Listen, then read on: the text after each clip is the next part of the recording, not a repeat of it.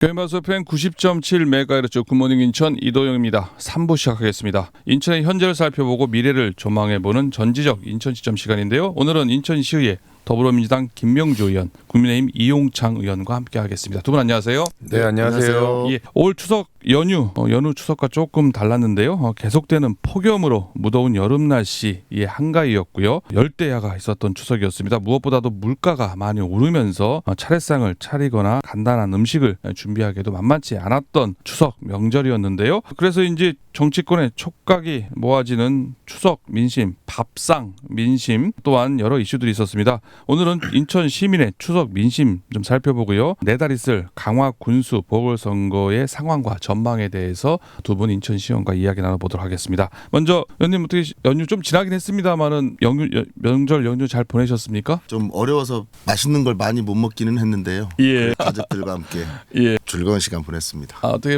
이용창 의원님은 명절 어떻게 보내셨습니까? 네, 저도 오랜만에 가족들이랑 좋은 시간 가졌습니다. 그러셨군요. 그래도 명절 앞두고 또 선출직 의원들은요, 또 뭐 재래시장 아니면 뭐 상가? 지하철 역사 이렇게 다니면서 인사하잖아요. 그리고 명절 잘 보내십시오 하는데요. 두 분은 어떻게 민심이라든지 명절 인사 어떻게 하셨습니까? 먼저 김명주 의원님. 저희 지역에는 전통시장이 없어서요. 주요 검단에는 시장이 없군요. 네, 그래서 주요 지하철역, 그다음에 주요 사거리에서 시민들과 만나고 또 상가 방문하면서 시민들과 만나고 이렇게 인사들을 드렸습니다. 그 지역 국회의원실 모경정 의원과 함께 아니면은 네, 같이 했습니다. 같이 시구 의원들과 함께 다녔습니까? 같이 했습니다. 그러셨습니까? 어때요? 다니시니까? 너무 힘들어하시는 것 같아요. 제가 그래요? 피부로 느끼는 것도 그렇고요. 예. 다 똑같은 말씀하시더라고요. 먹고 살기 너무 힘들다. 경기가 너무 안 좋다. 예. 또 주변에 또 사업하시는 분들 얘기 들어보면 전부 다 같은 말씀들을 하시더라고요. 민심 관련 얘기 조금 더 뒤에서 좀 더 나눠보도록 하고요. 이용창 의원님은 어떻게 명절 인사는 어떻게 하셨습니까? 네, 저는 서구에 전통시장이 총 5개가 있는데요. 예. 그 5개가 모두 저희 서구 갑지역에 있어요. 갑에 있습니까? 힘들겠네요. 그거 다 돌아다니시려면?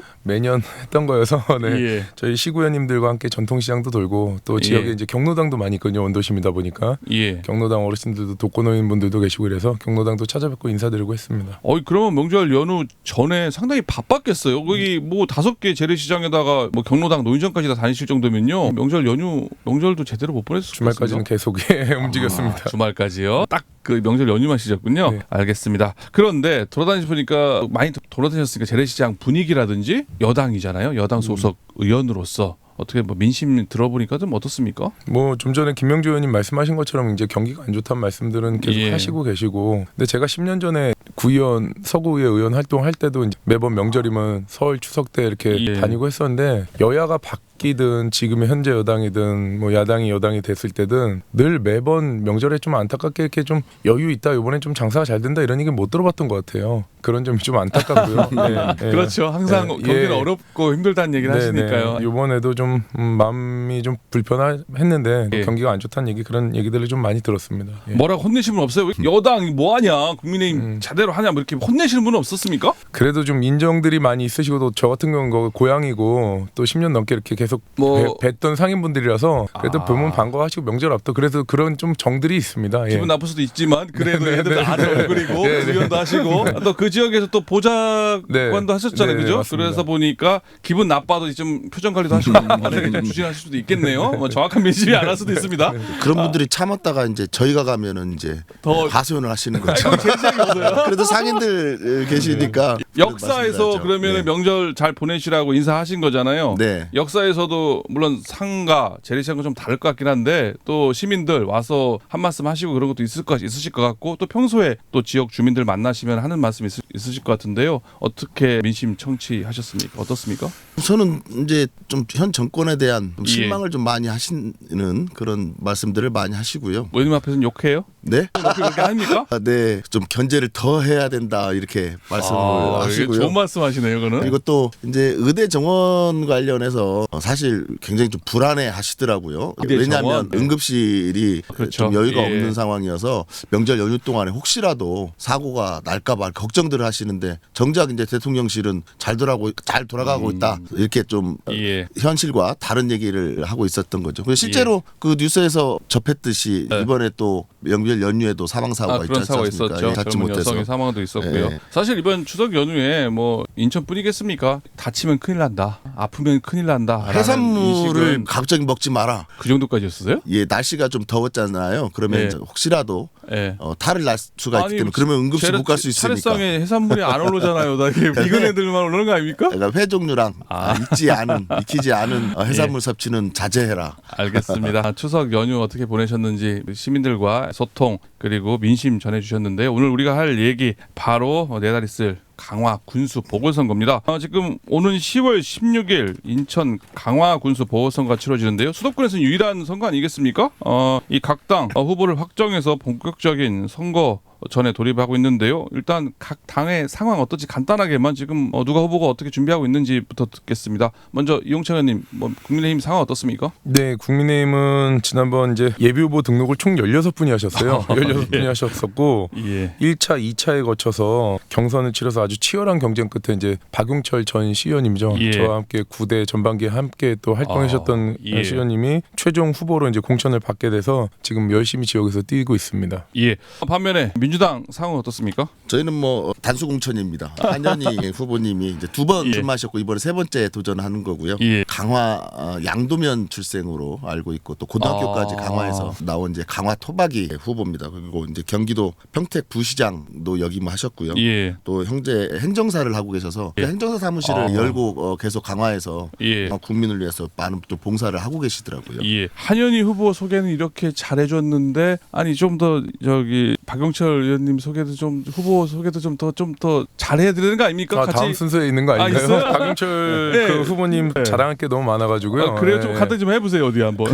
뭐 제가 박용철 후보를 예. 자랑하면 같은 정당 소속이라서 아마 그렇게 예. 생각하실 수도 있는데 아마도 9대 의회에 제가 전반기에 같이 활동했다고 그랬잖아요. 여야를 떠나서 박용철 후보님을 안 좋게 평가하는 분은 제가 못 들어봤습니다. 아, 그래요? 못 들어봤고 또 지역에서도 또 이분이 인천시의회와 강화 지역에서 한번 의회 회기 때 출퇴근하는 것도 쉽지 않은데 예. 의회 의정 활동도 열심히 하지만 지역에서 무엇보다도 좀 발로 뛰는 의원님이세요. 예. 강화 제가 알기로는 강화시 의원님들 중에서 출신 중에서 최초로 예결위 위원장도 하시면서 강화 발전과 강화 예산 확보를 위해서 엄청나게 노력을 하신 분이에요. 그러면서도 여야 시의원들과 이렇게 대립각이나 이런 거 없이 합리적으로 좀 활동하시면서 저는 굉장히 훌륭하신 후보님이라고 생각합니다. 박용철 후보 또 강화 9년을 3선을 역임한 후보기도 한데요. 또 이에 반해서 무소속의 김병현 후보, 안상수 후보 총 4명의 지금 사파전이 치러지고 있는 상황입니다. 앞서 16명이라고 했나요? 네네. 국민의힘으로 공천 신청. 그러니까 꼭 그 얘기는 국민의힘 공천 받은 14명입니다. 총 민주당 뭐 이렇게까지 해서 예비 후보 전체 등록이 14명이고? 14명의 예. 후보가 예, 그래서 총 경선한 건 13명이었었죠. 네. 13명 중에서 그만큼 국민의힘으로 몰린다는 얘기는 강화가 보수 텃밭이어서 국민의힘 공천 받으면 곧 군수 당선이다라는 생각이 있어서 몰리는 거 아니겠습니까? 반면에 민주당은 그래서 단수 공천을 받은 것 같은데요. 이렇게 강화군 전통적 보수 텃밭인데요. 왜 이렇게 보수세가 강한 겁니까? 아마도 오랫동안 또 전임 군수님들께서 예. 별세하신 우리 유천호 군수님도 계시지만 강화 살림을 잘 꾸려왔던 것도 있고 예. 그러다 보니까 지지를 잘 받으신 것도 있고 또 하나는 또 정치적으로나 어떤 그 강화 특색상 북한과의 접견 지역이고 네. 실향민들도 꽤 많이 거주하고 계시고 이러기 때문에 보수의 어떤 그런 색깔들이 좀 더 짙지 않나 싶습니다. 왜 이렇게 강화군이 전통 보수 텃밭인지 분석을 해줬는데요. 이렇게 되면 민주당 상당히 힘들잖아요. 반면에 이렇게 보수 텃밭이면 민주당은 강화 군수 이겨본 적이 없지 않습니까? 어떻습니까? 지금까지는 없었는데요. 이번에는 예. 해볼만하다. 이번엔 해볼만해요? 또 이 후보 경쟁력이 또 굉장히 좋습니다. 한현희 예. 후보 같은 경우는 이제 9급으로 공무원을 시작을 해서 2급 지방 이사관까지 올라간 능력이 그러네요. 검증된 후보고요. 그리고 제가 강화군을 가봤는데 네. 굉장히 여론이 좋아요. 뭐 저기 이번에는 할 만큼 할 때 되지 않았냐. 예. 2번이나 떨어졌는데도 아. 계속 강화군에서 봉사하고 또 열심히 노력했으니까 예. 이번에는 한현희 한번 찍어 주자 이런 여론이 많더라고요. 그래서 이번에는 기대할 만하다. 그리고 예. 지난 선거에 한현희 후보가 35.35%를 득표를 했더라고요. 사실 그 2년 전 선거는 우리 민주당이 사실 네. 좀 좋지 않은 선거였는데 뒷 이야기는 네. 시간 관계상 네, 사업에서 알겠습니다. 이야기도 네. 마저 하도록 하겠습니다.